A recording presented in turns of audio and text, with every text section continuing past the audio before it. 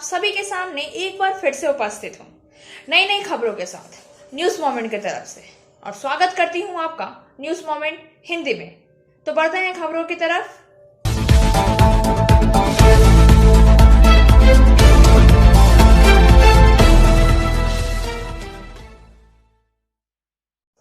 पत्रकारिता की दुनिया में एक बहुत बड़ा नुकसान। 67 वर्षीय वयोवृद्ध पत्रकार विनोद दुआ का शनिवार को निधन हो गया। वह दिल्ली के एक अस्पताल की गहन चिकित्सा इकाई में थे। इस साल की शुरुआत में उन्होंने कोविड-19 को अनुबंधित किया और उनकी हालत बिगड़ने पर उन्हें अस्पताल में भर्ती कराया गया। भारत में टीवी पत्रकारिताओं में अग्रणी विनोद दुआ ने अन्य टीवी चैनलों और ऑनलाइन शो करने के अलावा अपने पत्रकारिता करियर के बड़े हिस्से के लिए दूरदर्शन और एनडीटीवी के साथ काम किया। पोर्टल सोशल मीडिया पर लेते हुए उनकी बेटी मल्लिका दुआ ने लिखा है, हमारे अपरिवर्तनीय, निडर और असाधारण पिता विनोद दुआ का निधन हो गया। उन्होंने 42 वर्षों में अधिक समय तक दिल्ली की शरणार्थी कॉलोनियों में से पत्रकारिता उत्कृष्टता के शिखर तक बढ़ते हुए एक अद्वितीय जीवन जिया है। हमेशा सत्ता के लिए सच बोलते हैं। वह अब हमारी मां उनकी प्यारी पत्नी चिन्ना के साथ स्वर्ग में है, जहां वे गाना, खाना बनाना, यात्रा करना और एक दूसरे को दीवार पर चढ़ना जारी रखेंगे। इसके अलावा उन्होंने बताया कि दाह संस्कार होगा 5 दिसंबर को दोपहर में लोधी शमशान घाट पर। विनोद दुआ और उनकी पत्नी पद्मावती चिन्ना दुआ ने महामारी के दूसरे चरण के दौरान कोविड को अनुबंधित किया था। दोनों को गुरुग्राम के अस्पताल में भर्ती कराया गया। चिन्ना दुआ ने बीमारी से लंबे लड़ाई के बाद जून में कोविड-19 के कारण दम तोड़ दिया। न्यूज मोमेंट की टीम ने भी अपने शोक संतप्त परिवार और उनके प्रशंसकों के प्रति संवेदना व्यक्त की है। PSJ TVS Asansol, mobile number 8695607709, toll free number 18001233999। India's first scooter, play smart play pick. Gujarat के जामनगर में ओमिक्रॉन कोरोना वायरस के तीसरे मामले का पता चला है। गुजरात के जामनगर में ओमिक्रॉन प्रकार के कोरोना वायरस के तीसरे मामले का पता चला है। राज्य के स्वास्थ्य विभाग ने शनिवार को कहा। रिपोर्ट के अनुसार गुजरात के स्वास्थ्य आयुक्त जयप्रकाश शिवहरे ने पुष्टि की है कि 72 वर्षीय व्यक्ति जिम्बाब्वे से लौटने के बाद जामनगर में नए COVID कोविड-19 संस्करण से संक्रमित पाया गया। इससे पहले 2 लोग ने कर्नाटक में ओमिक्रॉन संस्करण के लिए सकारात्मक परीक्षण किया था। पहला व्यक्ति एक दक्षिण अफ्रीकी नागरिक था, जबकि दूसरा एक भारतीय चिकित्सक का हाल ही में कोई यात्रा इतिहास नहीं था।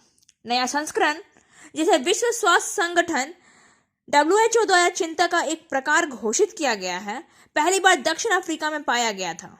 WHO ने कहा कि ओमिक्रॉन स्ट्रेन वायरस के अन्य रूपों की तुलना में अधिक तेजी से फैल सकता है।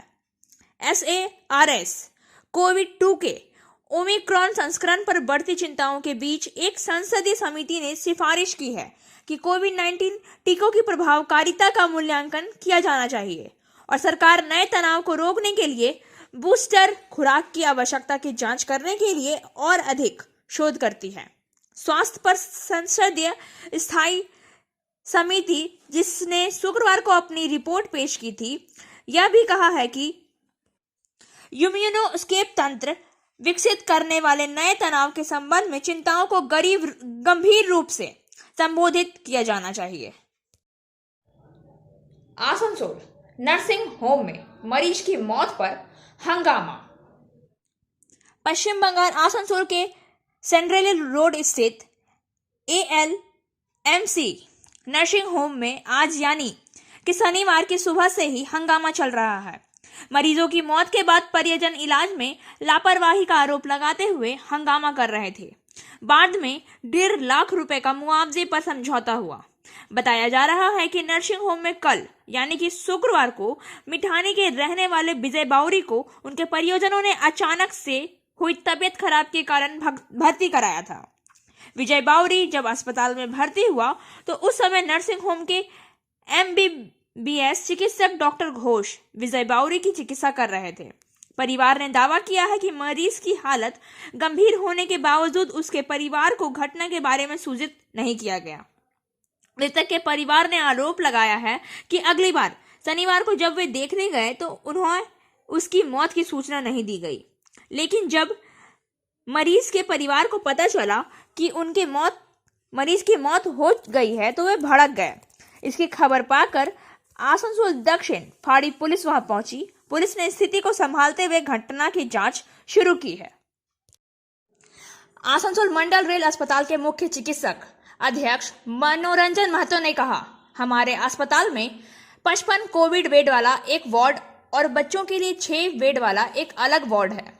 बच्चों के लिए कई विशेष उपकरण लाए गए हैं। अस्पताल में एक अलग आइसोलेशन वार्ड भी है। इसके साथ ही GT रोड स्थित वेरिंगटन अस्पताल में 35 बेड के साथ कोविड केयर यूनिट को अलग रखा गया है। साथ ही ऑक्सीजन, PPE, मास्क की व्यवस्था की गई है। अस्पताल में 100 बेड तक सीधे ऑक्सीजन पहुंचाने वाला काम भी चल रहा है। ICU और ITU में भी बेड की संख्या बढ़ाई जा रही है। रेलवे बोर्ड के कार्यकारी निर्देशक डॉक्टर के श्रीधर द्वारा दिए गए निर्देशों के बाद चितरंजन के कस्तूरबा गांधी रेलवे अस्पताल में ICU और अन्य सुविधाओं को और मजबूत किया जा रहा है। विशेष रूप से बाल विभाग को और अधिक कुशल बनाया गया है। पर्याप्त मात्रा में ऑक्सीजन और PPE किट का भंडारण किया गया है। युद्धकालीन गतिविधियों के दौरान परीक्षण, उपचार और टीकाकरण करने का निर्देश दिया गया है। फिजियोथेरेपी क्लिनिक पुरुषों एवं महिलाओं दोनों के लिए। यहाँ उपयोग किए जाने वाली मशीनों का नाम है UST, IFT, TENS, MS, short wave deep heat, wax bath, infrared lamp इत्यादि। Shripalli GK Roy Sarani, Rupam building, Asansol, Upendranath high school के पास। अधिक जानकारी के लिए आप संपर्क कर सकते हैं महुआ 7047456855 पर। बाराबनी ब्लॉक माकपा के बैनर तले निर्माण सहायता के लिए 4 सूत्री मांग के साथ बाराबनी संघ विकास अधिकारी को ज्ञापन जारी करके आज बैठक में तपन दास, शीतल रॉय, सौरभ मुखर्जी, सुदेश सिंह, स्वप्न बौरी उपस्थित थे।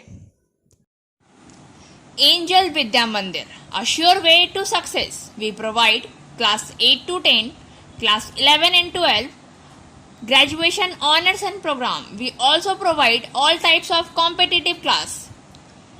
For further information, please contact 9932864067 or 8116183079.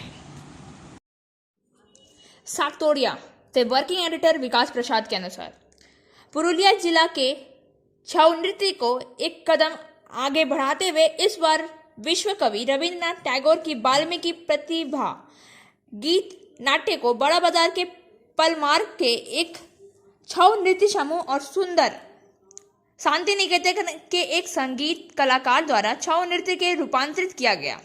असाधारण रूप सज्जा और वाद्य यंत्रों द्वारा मुखरित विश्व प्रसिद्ध कवि के गीत नाटक ने पुरुलिया जिले में एक इतिहास रचा है। जैसे वाल्मीकि प्रतिभा रविंद्रनाथ टैगोर द्वारा लिखित एक गीत नाटक है। 1881 में प्रकाशित यह नाटक रविंद्रनाथ द्वारा लिखित पहला नाटक है। नाटक का मंचन पहली बार 1881 ईस्वी में हुई थी। वाल्मीकि प्रतिभा की कथा कृतवास रामायण से ली गई है। नाटक की शैली को भारतीय और पश्चिमी संगीत की विश्व की विभिन्न धुनों के साथ प्रयोग किया गया है। यह नाटक बंगाल में गीतात्मक नाटक परंपरा की शुरुआत है। पुरुलिया के मानबाजार अनुमंडल के बड़ा बाजार व मानबाजार एक प्रखंड प्रशासन द्वारा आयोजित इस छऊ नृत्य को लोकार्पण गुरुवार की संध्या किया गया। इस संबंध में इस रविंद्रनाथ टैगोर की वाल्मीकि प्रतिभा से छऊ को आकार देने वाले वर्णारी घोष ने कहा कि यह गीत नाटक शांति निकेतन में 1 से अधिक बार प्रदर्शित किया गया। पुरुलिया जिला में इस बार छऊ नृत्य और वाल्मीकि प्रतिभा एक दूसरे के पूरक नजर आ रहे हैं, इसलिए छऊ के माध्यम से रविंद्रनाथ की प्रतिभा को दिखाने का प्रयास किया गया है। इस संबंध में छऊ समूह के गुरु गयासुद्दीन अंसारी ने कहा कि रामायण के वाल्मीकि मुनि की कहानी सभी जानते हैं, लेकिन यह पूरी तरह से रविंद्रनाथ की वाल्मीकि प्रतिभा पर आधारित है। टीम में कुल 32 कलाकार हैं। 6 नृत्य के कलाकारों ने इसकी तैयारी के लिए 4 महीने तक कड़ी मेहनत की। प्रमुख बंगाली शोधकर्ता द्वारा आशुतोष विश्वास का मानना है यह बहुत महत्वपूर्ण है, जिसने पुरुलिया जिला में एक नया क्षितिज खोल दिया है। आने वाले दिनों में यह डांस 2 ब्लॉक तक सीमित नहीं रहेगा, यह पूरे जिले में प्रदर्शित हो और यह श्री वृद्धि करे। Coaching for medical neat and entrance exam by D.K. Lal sir. For further information, please contact 9832829475. Asansol के पोलो ग्राउंड में इंडोर स्टेडियम में बैडमिंटन 2 दिवसीय बैडमिंटन टूर्नामेंट का आयोजन। 43वां west Bardhaman district badminton tournament शुक्रवार को आसनसोल पोलो ग्राउंड में के आसनसोल इंडोर स्टेडियम में शुरू हुआ। यह प्रतियोगिता पिछले 2 साल से बंद है। इस वर्ष प्रतियोगिता का नए सिरे से आयोजन किया गया है। प्रतियोगिता में अंडर 13, अंडर 15, अंडर 18 और अंडर 19 कैटेगरी के कुल 16 प्रतियोगी भाग ले रहे हैं। 2 दिवसीय प्रतियोगिता का आयोजन विवेकानंद बैडमिंटन क्लब द्वारा west Bardhaman district badminton association के सहयोग से किया गया था। Paschim Bardhaman district badminton association এবং ওয়েস্ট বেঙ্গল ব্যাডমিন্টন অ্যাসোসিয়েশনের আম্পায়ার্স কমিটির চেয়ারম্যান। আমাদের এই পশ্চিম বর্ধমান ডিস্ট্রিক্টে ডিস্ট্রিক্ট চ্যাম্পিয়নশিপ হয় প্রতি বছর। এটা 43তম প্রতিযোগিতা। এর আগে যে 42তম হয়েছিল 2019 সালে, তারপরে আগের বছর করোনার জন্য করা সম্ভব হয়নি। এই বছরও করোনা আছে, কিন্তু আমরা অনেক রেস্ট্রিকশন হয়েছে করছি, মানে সবাই মাস্ক পরতেই হবে এবং স্যানিটাইজার করা হয়েছে হলটা। এইভাবে খেলাটা চালানো হচ্ছে। অর্গানাইজ করছে বিবেকানন্দ ব্যাডমিন্টন ক্লাব রূপনারায়ণপুর। এরা এই স্টেডিয়ামটা ভাড়া নিয়ে আমাদের ডিস্ট্রিক্টের সাথে সহযোগিতায় এই টুর্নামেন্টটা আয়োজন করেছে। এই খেলাটিতে 130 জনের মতো ছেলে মেয়ে প্রতিযোগিতায় অংশগ্রহণ করছে। এটা বয়স ভিত্তিক খেলা আছে এবং মেন্স ওমেন্সও আছে। বয়স ভিত্তিক বলতে 13, 15, 17, 19 বয়স ছেলে এবং মেয়েরা খেলছে এই প্রতিযোগিতায়। এবং এই খেলাটা 2 দিন হবে, 3 আর 4। মানে এটা যদিও একটু শর্ট সময়, কিন্তু আমরা স্টেডিয়ামটা পাইনি 5 তারিখ। আমরা ভেবেছিলাম 3, 4, 5 করব, কিন্তু করতে পারিনি। যেহেতু 5 তারিখ আমরা পাইনি, আমরা 3 এবং 4-এর মধ্যে খেলাটা শেষ করব। ফাইনালটা কালকে বিকেল 5টার পর হবে ফাইনালটা।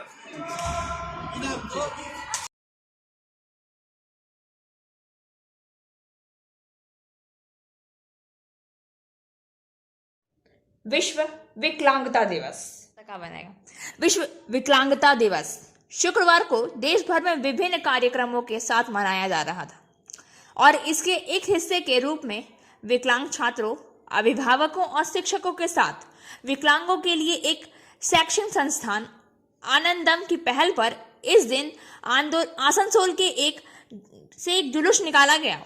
जुलूस आसनसोल रविंद्र भवन के सामने से शुरू हुआ। आसनसोल नगर पालिका के प्रशासक अमरनाथ चैटर्जी ने औपचारिक रूप से जुलूस का उद्घाटन किया। साथ ही इस दिन वे खुद भी जुलूस में शामिल हुए थे। अमरनाथ चैटर्जी उन सभी विकलांग छात्रों के लिए व्हीलचेयर धक्का देते हुए देखे गए हैं। आज के जुलूस में नहीं चल सकते थे। वही नगर प्रशासक अमरनाथ चैटर्जी ने कहा कि विकलांगता के इस दिन को हम खुशी और दुख के साथ मनाते हैं। इन सभी लोगों से बहुत से लोग लाभान्वित होते हैं। इन्होंने यह भी कहा कि आज खुदीराम बसु का जन्मदिन है और इसलिए उन्होंने इस दिन को शहीद दिवस के रूप में मनाने की अपील की है। তারাই অ্যাকচুয়াল হ্যান্ডিক্যাপ, যারা সমাজকে তৈরি করে বা সমাজের কোনো ক্ষতি করে না তারা কিন্তু হ্যান্ডিক্যাপ হতে পারে না। আমরা বিভিন্ন জায়গায় দেখেছি, বিভিন্ন সময় দেখেছি, তাদের মধ্যেখান থেকে সমাজ কিন্তু অনেক জায়গায় অনেক কিছু পেয়েছে।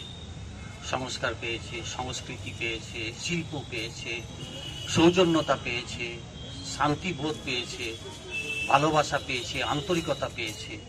তো এইগুলো যদি না থাকে তাহলে কিন্তু সমাজ থাকে না। এনারা সমাজ কিন্তু নতুনভাবে একটা মানুষকে দিশা দেখাবার প্রয়াস করে। আজকে বর্তমান দিনে কোনো ব্যাপারটাই কোনো কারোর কাছে ছোট নয়। আমরা এভারেস্টেও উঠতে দেখেছি, আবার আমরা মহাকাশেও যেতে দেখেছি এই সমস্ত ছেলে মেয়েদের যারা করেন। এখানে বিশিষ্ট ব্যক্তিবর্গ রয়েছেন, স্টেট ব্যাংকের তরফ থেকে রয়েছেন আধিকারিকরা, স্বপনদা রয়েছেন, অন্যান্য আধিকারিকরা রয়েছেন, মাধববাবু রয়েছেন, সবাই রয়েছেন, মহিলারা রয়েছেন। আপনাদের মতন লোক যদি না থাকতো তাহলে এই প্রতিষ্ঠানটা আসানসোলে তৈরি হতো না। আসানসোলে তৈরি হয়েছে, অনেক মানুষ উপকৃত হয়েছে এবং একটা নতুন সমাজ আমরা প্রতিষ্ঠিত করতে পেরেছি। এটা আপনাদের হাত ধরে আমরা বলতে পারি যে আমাদের এখানে একটা স্কুল আছে, আমাদের এখানে একটা ইনস্টিটিউশন আছে, যে ইনস্টিটিউশনে মধ্যেখান দিয়ে মানুষ উপকৃত হয়। তো এটা যেমন আসানসোল শহরের গর্ব, আসানসোল পৌর নিগমের গর্ব, এবং এই গর্বর কিন্তু সম্পূর্ণ অধিকারী কিন্তু আপনারা। আমাদের কিন্তু কোনো কৃতিত্ব নেই বা আমরা এই কৃতিত্ব দাবিও করতে পারি না। আমরা আপনাদের পাশে থাকতে চাই, আমাদের পাশে রাখবেন এই অনুরোধ আপনাদের জানিয়ে সকলকে নমস্কার জানিয়ে আমার বক্তব্য শেষ করছি। নমস্কার, ভালো থাকবেন। আপনার সবার প্রতিবন্ধকতা আছে, আমি সব বিষয়ে পারদর্শী নই এবং সেই দৃষ্টিভঙ্গি রেখেই আমাদেরকে কিন্তু ডিফারেন্ট লেভেল ভাই বোনদেরকে ডিল করতে হবে। আমাদের যেরকম প্রতিবন্ধকতা কাটাতে প্রচেষ্টা করতে হয়, মানুষের হেল্প নিতে হয়, তেমনি তাদেরকেও কিন্তু একই দৃষ্টিতে, মানবিক দৃষ্টিতে দেখার।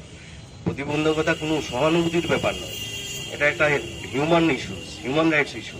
তার অধিকার তাকে দিতে হবে। রাষ্ট্র প্রচুর অধিকার তাকে দিয়েছে বিভিন্ন আইনের মাধ্যমে, সেই অধিকারগুলো থেকে যেন সে বঞ্চিত না হয় সেটাই সুনিশ্চিত করতে হবে। এই বলে আমি আমার বক্তব্য শেষ করছি। সকলকে নমস্কার। Biofina, drink healthy, stay healthy. देश का पानी देशवासियों के लिए। For trade inquiry mail care@rkmgroup.in। Call toll free number 180025876060। Fake admission गिरोह, शिकायत दर्ज। आसनसोल में के बीबी कॉलेज में एडमिशन कराने के नाम पर ठगी का मामला सामने आया है, जिसके बाद कॉलेज के प्राचार्य डॉक्टर अमिताभ बसु ने दक्षिण थाना में प्राथमिकी दर्ज कराई है, जिसमें विशाल पांडे को आरोपी बनाया गया है। उस पर आरोप है कि कॉलेज में दाखिले के नाम पर विद्यार्थियों से भारी राशि ली है। वहीं विद्यार्थियों का दाखिला कॉलेज में हुआ ही नहीं है। कॉलेज में इस तरह के विद्यार्थियों के आने के बाद यह जानकारी मिलने पर छानबीन के बाद कॉलेज की ओर से थाना में शिकायत दर्ज कराई गई, जिसके बाद पुलिस मामले की छानबीन में जुट गई है। Like, share and subscribe and forward YouTube channel News Moment. For more details and for advertisement, contact editor 956383. Barabani Bhanaura colony Nichu Dhaura के अंचल में आघानी काली पूजा के उपलक्ष्य में 151 कलश यात्रा को, जो कि नीचू धौड़ा से चलकर चारणपुर के जोड़ नदी से कलश में जल उठाकर भनौरा कॉलोनी नीचू धौड़ा के मंदिर प्रांगण में सभी 151 कलश लेकर नाचते गाते हजारों की भीड़ झूमते हुए पहुंची। तूफानी भुइया और अनीता देवी एवं अन्य मौके पर टीएमसी हिंदी प्रकोष्ठ के जिला सभापति सिंटू कुमार भुइया कलश यात्रा के साथ उपस्थित रहे। सिंटू कुमार भुइया ने कहा कि यह पूजा पिछले 5 साल से हो रही है। अनीता भुइया मां काली के पुजारी हैं। अनीता भुइया के घर विशाल मां काली की विशाल प्रतिमा को नित्य दिन पूजा करती है और आसपास के से लेकर अन्य सहारों से भी उनके घर पहुंचकर मां का दर्शन और पूजा करने के लिए लोग आते हैं। कल खिचड़ी के भोग सभी ग्रामवासियों के लिए व्यवस्था की गई थी। आसनसोल उत्तर थाना अंतर्गत कल्ला क्षेत्र में पानी से भरे परित्यक्त पत्थर की खदान से एक व्यक्ति का शव मिलने से इलाके में सनसनी फैल गई है। शनिवार की सुबह स्थानीय लोगों ने केपी खदान में शव पर उतरते देखा।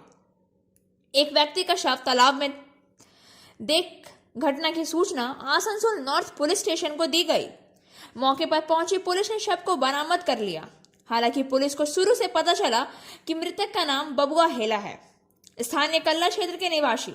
हालांकि आसनसोल उत्तर थाना की पुलिस इस बात की जांच कर रही है कि उनकी मौत सड़क पार करते समय खदान में गिरने से हुई है। वेस्ट बंगाल में साइक्लोन जवाद, क्या होगा असर? साइक्लोन जवाद पहले ही चक्रवात में बदल चुका है। चक्रवात के कारण दक्षिण बंगाल के जिलों में आंधी और बारिश होगी। हवा चलने के साथ अलीपुर मौसम विभाग के अनुसार तटीय क्षेत्रों में भारी बारिश और तूफान के आसार हैं। आज सुबह से ही चक्रवात का असर देखने को मिल रहा है। आसमान में बादल छाए हैं और बूंदाबूंदी बारिश भी हो रही है। देखिए बंगाल में कि किस जिले में कब क्या असर होगा। 4 दिसंबर शनिवार पूर्व और पश्चिम मिदनापुर, उत्तर और दक्षिण परगना, झारग्राम, हावड़ा, कोलकाता और हुगली में 30 से 40 किलोमीटर प्रति घंटे की रफ्तार से आंधी चलेगी। वहां येलो अलर्ट जारी किया गया है गरज के साथ अगले 5 दिन रविवार तक। उत्तर और दक्षिण 24 परगना, पूर्वी और पश्चिम मिदनापुर, झारग्राम, हावड़ा, कोलकाता और हुगली में गरज के साथ बौछारें पड़ सकती है। हवा 40 से 50 किलोमीटर प्रति घंटे की रफ्तार से चलेगी। मौसम विभाग ने उन जिलों में येलो अलर्ट जारी किया है। दूसरा, नादिया, मुर्शिदाबाद, पूर्वी और पश्चिम बर्धमान, पुरुलिया, बांकुड़ा और पुरुलिया में 30 से 40 किलोमीटर प्रति घंटे की रफ्तार से आंधी चलेगी। गरज के साथ बारिश की आशंका है। उन जिलों में येलो अलर्ट्स जारी किया गया है। 6 दिसंबर दिन सोमवार उत्तर और दक्षिण 24 परगना, नदिया और मुर्शिदाबाद जिलों में गरज के साथ बौछार पड़ेगी। 40-50 किलोमीटर प्रति घंटे की रफ्तार से आंधी के साथ मौसम विभाग के उन जिलों में येलो अलर्ट जारी किया गया है। कोलकाता, हावड़ा, हुगली और पूर्वी बर्धमान में 30 से 40 किलोमीटर प्रति घंटे की रफ्तार से आंधी चलेगी। यहां येलो अलर्ट जारी किया गया है। गरज के साथ भारी बारिश हो सकती है। सातोड़ी प्रखंड के रामजीवनपुर गांव में माताओं को गर्भावस्था के दौरान जागरूक करने तथा बाल कुपोषण से संबंधित विभिन्न मुद्दों से अवगत कराने के लिए शनिवार को जिलाधिकारी राहुल मजूमदार एवं रघुनाथपुर अनुमंडल शासक प्रियदर्शनी भट्टाचार्य गांव पहुंची। उल्लेखनीय है कि अपने व्यस्ततम कार्य के शहर जिलाधिकारी राहुल मजूमदार कुपोषण को लेकर कई जगहों पर ऐसी माताओं को जागरूक करने के दौरान यह कार्यक्रम का आयोजन किया। पुरुलिया जिलाधिकारी राहुल मजूमदार ने सातुड़ी के राम जीवनपुर गांव के अलावा पाड़ा प्रखंड स्थित बीपीएचसी के पोषाहार पुनर्वास केंद्र में गंभीर रूप से कुपोषित बच्चों और उनकी माताओं से मुलाकात कर बाल पोषण से संबंधित विभिन्न मुद्दों से अवगत कराया। साथ ही जिला मजिस्ट्रेट ने उत्थान कार्यक्रम के माध्यम से पाड़ा प्रखंड के एनआरसी के आदर्श पोषण उद्यान स्थापित करने के निर्देश दिए हैं। जिलाधिकारी ने माताओं का प्रशिक्षण देने का भी निर्देश दिया ताकि वे घर पर ही पौष्टिक न्यूट्रीमिक्स बना सकें। जिलाधिकारियों ने कहा, गंभीर कुपोषित बच्चों की माताओं को 10 बतख, पपीता, नींबू और अमरूद के पौधे दिए जाएंगे। जियोलाइट मछली की खेती के लिए 100 दिन के काम के तहत उनके घरों में टैंक मत्स्य परियोजना स्थापित की जाएगी। साथ ही जिलाधिकारी के बच्चों की माताओं को 10 बतख के बच्चे शिशुओं को पोषण की जानकारी से भरपूर एक पत्रक सौंपा और आने वाले दिनों में जिलाधिकारियों के माताओं को कुपोषित बच्चों को खिलाने को सचेत किया। इसके अलावा जिला मजिस्ट्रेट ने आशा कार्यकर्ता ANM बहनों के साथ गर्भवती माताओं को उनकी घर पर स्वास्थ्य संबंधी जानकारी और गर्भावस्था की जानकारी वाला एक पत्रक सौंपा। जिलाधिकारी के गर्भवती माताओं को कम से कम 4 बार स्वास्थ्य जांच का आवश्यक टीकाकरण की जानकारी दी। अंत में माननीय जिलाधिकारी राहुल मजूमदार ने काशीपुर प्रखंड के पहाड़पुर में मिट्टी निर्माण स्थल का निरीक्षण करके कई परियोजनाओं का उद्घाटन किया। और अब बारी आज के SMS ऑफ द मोमेंट की। If you focus on the hurt, you will continue to suffer. If you focus on the lesson, you will continue to grow. यदि आप चोट पर ध्यान केंद्रित करते हैं तो आप पीड़ित होते रहेंगे। यदि आप अपने पाठ पर ध्यान केंद्रित करते हैं तो आप आगे बढ़ते रहेंगे। खबरों का सिलसिला यहीं समाप्त होता है।